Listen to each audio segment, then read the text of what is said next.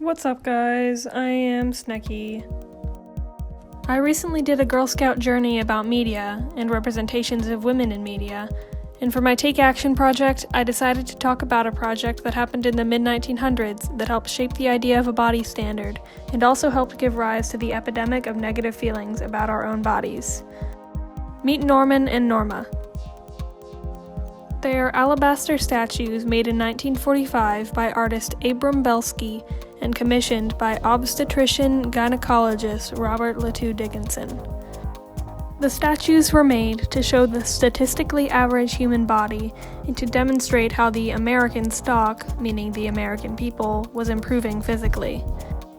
And that meant that they were supposed to demonstrate how Americans were young, physically fit, and white.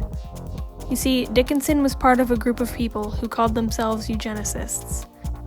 They believed that only physically fit white people should be allowed to reproduce, and that these people were naturally superior, which, as you all know, is very, very wrong. Naturally, because of Dickinson's belief in eugenics, the data compiled for the statues was taken mainly from young, physically fit white people. For Norman, his data could be taken from military records and from a project at Ivy League universities.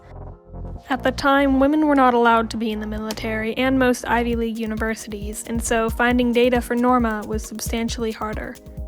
Therefore, Dickinson turned to the findings of Ruth O'Brien, a chemist at the USDA Bureau of Home Economics, the only place that allowed women to work in a scientific field in that time. 5 years earlier, O'Brien had done a study to find standard body sizes in order to standardize clothing sizes for women. She had sent teams all over the country called measuring squads, who measured all of the different parts of women's bodies to try and find the average measurements. Unfortunately, out of 15,000 sets of measurement, 5,000 of them were thrown out. This was most likely because they came from people who weren't white enough or were disabled. This of course greatly skewed the data for Norma, although the data for Norman wasn't much better, since there was still a great deal of discrimination in the military and in the schools that Norman's data was taken from. Anyway, now that we reviewed the history, we can finally begin to get to my point. Norman and Norma especially, started receiving a lot of attention in the media, praising her for her normalness and perfection. And when I say perfection, she probably wasn't what you would think of, as you can sort of see in the photo.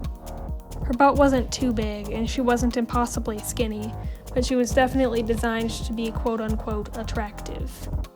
Anyway, since standardized clothing sizes for women were based on the same data that Norma was based on, not everyone fit into the standardized clothes. This combined with just seeing images of Norma in a multitude of places, such as the television and the newspapers, helped establish the idea in the minds of many women that there was something wrong with their bodies rather than with the clothes they tried on. This harmful mindset led to an increase in purchase of beauty products and clothes, which the fashion industry took advantage of by promoting even thinner, more attractive models to further the negative, harmful mindset of not living up to a certain standard. What Norma proves, if anything, is that there is no normal human body. No one is exactly normal, and if we all were, there would be no diversity in the human race. If you have ever thought of your body as flawed or imperfect, think about it this way. You're perfect exactly the way you are. I know you probably hear it a lot, but it's true.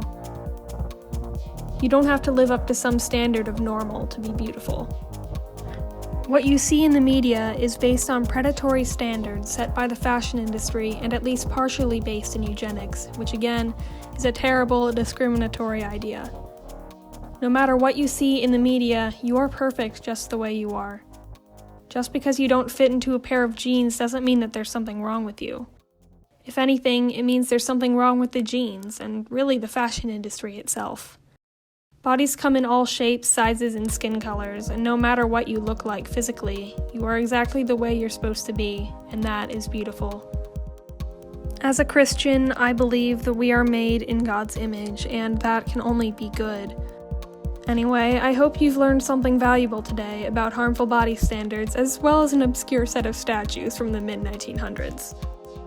If you have any questions, you may ask them in the comments, and I'll do my best to answer them.